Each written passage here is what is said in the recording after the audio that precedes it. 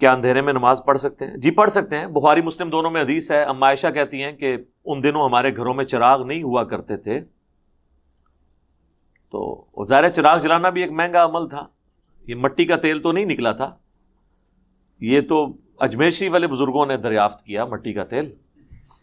بعد میں آ کے وہ اس تیل میں جو موٹر فٹ کی وہ کی بغداد شریف والوں نے، ورنہ پہلے تو نہیں تھا ہوتا تیل۔ ظاہر انہوں نے کیا ہوا نا، جو نیچے نگاہ مارے ہیں اور ساتوں زمینیں کراس کر جائیں، تیل بھی کراس ہو جائے اور اوپر کرنتے جن لوہے محفوظ تک پہنچ جائیں۔ نہیں سر انہوں نے نہیں کیا، یہ میں جوک کے طور پہ کہہ رہا ہوں، یہ آلموسٹ آپ سمجھ لیں 19ویں صدی کے اندر آ کے سر ایڈون جو تھے نا، پنسلوینیا میں امریکہ کی ایک سٹیٹ ہے، اس میں پہلا تیل کا کنواں انہوں نے دریافت کیا۔ پوری مٹھی داڑھی تھی ماشاءاللہ ان کی، بڑا نورانی چہرہ تھا، ویسے ہے کرسچن تھے وہ، تو ان سے پہلے کسی کو نہیں پتا تھا کہ زمین میں تیل ہے۔ ظاہر ہے کہ دنیا بقدر ایفرٹ ہے، جو جتنی ایفرٹ کرے گا۔ تو بہرحال ان زمانوں میں بخاری مسلم میں آتا ہے کہ ہمارے گھروں میں چراغ نہیں ہوا کرتے تھے، بہت کم گھروں میں ایسا ہوتا تھا۔ ظاہر ہے اس میں پھر کھانے کا تیل ڈالا جاتا تھا، سرسوں کا، جو ہنڈیاں پکانے کے لیے گھی استعمال ہوتا ہے، اسی کو استعمال کیا جاتا تھا چراغ جلانے کے لیے۔ اسی لیے بخاری مسلم میں آتا ہے نا کہ نبی علیہ السلام نے فرمایا کہ گھروں میں رات کو چراغ بجھا کر سویا کرو، آگ انسان کی دشمن ہے، کیونکہ شیطان آگ سے بنا ہے نا، انسان مٹی سے۔ اور انہی احادیث میں بخاری مسلم میں آتا ہے کہ نبی علیہ السلام کے مبارک زمانے میں ایک دفعہ چوہا جو ہے وہ بتی کھینچ کے لے گیا، اب وہ جل رہی تھی بتی، تو جہاں جہاں سے چوہا گزرا وہ بتی سمیت وہ آگ لگاتا چلا گیا، آگ لگتی گئی نا اس کی وجہ سے۔ تو وہ بتی اسی لیے لے کے جا رہا تھا کہ وہ کھانے کا تیل تھا، اور وہ یعنی چوہا اس کو کھانے کے لیے استعمال کرتا تھا، جس طرح گھی کے اندر بھی آپ کو چوہے مرے ہوئے ملتے ہیں نا۔ تو نبی صلی اللہ علیہ وآلہ وسلم نے یعنی اس لیے رات کو اسے بجھا کے، تو اسی میں یہ حکم بھی داخل ہے کہ آپ نے گھر میں رات کو آگ بند کر کے سونا ہے۔ اکثر آپ اس کی ماڈرن فارم آپ دیکھ لیں، یہ سوئی گیس کی وجہ سے نیچرل گیس ہیٹر چلتے رہ جاتے ہیں، کتنے لوگوں کی ڈیتھ ہو جاتی ہے آگ کی انگیٹھیوں کی گیس کی وجہ سے۔ کاربن مونو آکسائڈ جب جمع ہوتی ہے وہاں سے آکسیجن غائب ہو جاتی ہے، پھر کتنے لوگوں کی ڈیتھ ہو جاتی ہے۔ رات کو سوتے ہیں صبح اٹھتے ہی نہیں ہیں۔ تو یہ بھی سنت کی برکت، آپ دیکھیں کہ رات کو آپ نے آگ والی ساری چیزیں بجھا کے سونا ہے۔ حتیٰ کہ ابو داؤد میں حدیث ہے کوئی شخص ایسے چھت پہ مت سوئے جس کے گرد منڈیر نہ ہو، کیونکہ بعض اوقات انسان رات کو نیند میں بھی اٹھ کے یہ نہیں ہے کہ وہ چلنا شروع کرے تو نیچے ہی جا کے گر جائے۔ بہرحال وہ بخاری مسلم دونوں میں حدیث میں آتا ہے۔ اما عائشہ کہتی ہیں کہ ان دنوں ہمارے گھروں میں چراغ نہیں ہوتے تھے، غربت بھی تھی،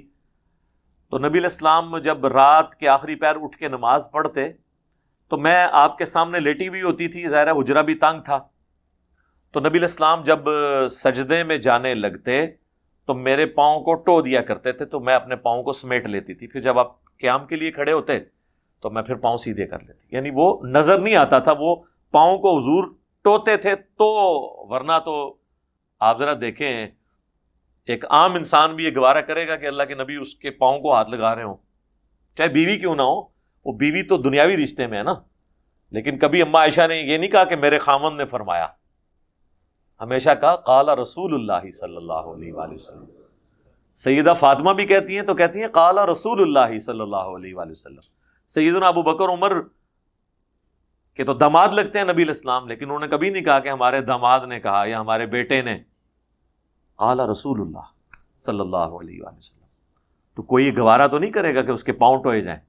وہ پاؤں اس لیے ٹونے پڑتے تھے کہ اندھیرے کی وجہ سے نظر ہی نہیں آتا تھا، اس لیے اما عائشہ کی حدیث کا آغاز ہے کہ ان دنوں ہمارے گھروں میں چراغ نہیں ہوتے تھے تو گپ اندھیرے میں نظر نہیں آتا تھا۔ اب حضور نماز پڑھ رہے ہیں، کس وقت آپ سجدے میں جائیں گے، قیام بھی لمبا ہے، رکوع بھی لمبا ہے، تو وہ پاؤں ٹوتے تھے، تو پھر اما عائشہ کو پتہ چلتا تھا میں نے اپنے پاؤں سمیٹنے۔ اس سے یہ بھی مسئلہ ثابت ہوا کہ امام شافعی کا یہ جو موقف ہے کہ بیوی کو ہاتھ لگانے سے وضو ٹوٹ جاتا ہے، وہ بالکل باطل ہے۔ اور اس سے یہ بھی پتہ چلا کہ جو لوگ یہ کہتے ہیں کہ امام بخاری امام شافعی کے مقلد ہیں، تو امام بخاری تو یہ مسئلہ لے کے آئے ہوئے ہیں امام شافعی کے خلاف، پھر وہ کہتے ہیں نہیں نہیں مقلد ہیں لیکن وہ خود بھی مجتہد تھے، تو اس لیے وہ اختلاف کر سکتے ہیں، ایک نویں شڑولوچ چھوڑ دیں گے، ٹھیک ہے نا۔ تو اس طرح اس حدیث سے ثابت ہوا کہ اینڈ رزلٹ یہ ہے کہ نظر کچھ نہیں آ رہا، اور یہی کوئی شخص آنکھیں بند کر کے نماز پڑھ لیتا ہے تو جائز ہے، اس کی ممانعت کہیں پہ نہیں آئی۔ لیکن یہ چیز پسندیدہ ہے کہ آنکھ کھول کر سجدے والی جگہ پہ دیکھتے ہوئے نماز پڑھیں۔ یہ اس صورت میں ہے جب آپ کسی ایسی کیٹاسٹرافک جگہ پہ ہیں جہاں آپ کو خطرہ ہے کہ کوئی سانپ، موذی جانور، کیڑے مکوڑے آ سکتے ہیں، تو پھر تو ظاہر ہے کہ ہم یہ بھی نہیں کہیں گے کہ آپ لائٹ آف کر کے نماز پڑھیں یا آنکھیں بند کر کے نماز پڑھیں، یہ پریفریبل نہیں ہے۔ عموماً یہی سنت ہے کہ آنکھیں کھول کے نماز پڑھنی ہے آپ نے۔ لیکن اگر کسی کو، جس طرح ہماری اب مسجدیں ظاہر ہے وہ صاف ستھری ہیں، وہاں پہ اس طرح کے کوئی جانور آنے کا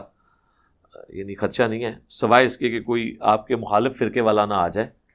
تو باقی اس سے تو آپ بچ نہیں سکتے، ٹھیک ہے۔ تو باقی رہ گئے یہ چھوٹے موٹے جانور، یہ تو قالین والی مسجد میں نہیں آتے، کیونکہ نہ تو وہ کچی ہوتی ہیں، نہ ان کی چھتیں کچی ہوتی ہیں۔ وہاں پہ اگر کوئی آنکھیں بند کر کے نماز پڑھتے تو اس میں کوئی مسئلہ نہیں ہے۔ اہل حدیث نے زیادہ اس میں فساد کھڑا کیا تھا۔ تو میں نے تو شیخ زبیر صاحب سے جو ایک کوسچن آنسر سیشن ریکارڈ کیا تھا ایک مسجد کے اندر،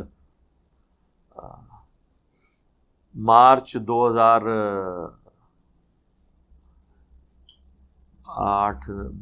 2010 کی بات ہے۔ وہ یہاں پر مری روڈ پہ ایک نئی مسجد اہل حدیث کی بنی تھی، تو وہاں پہ میں نے ان کی ریکارڈنگ کی تھی، تو اس میں یہ سوال ان سے پوچھا گیا تھا، تو ان کے جو کوسچن آنسر سیشن ہے اس میں وہ ریکارڈ ہے کہ انہوں نے کہا کہ نماز پڑھنا درست ہے۔ میں جب آواز دیتا ہوں وہ کہتے آ رہا ہوں میں جب آواز دیتا ہوں وہ کہتے آ رہا ہوں میں، یہی میرا تعارف ہے، گدائے مصطفیٰ ہوں میں۔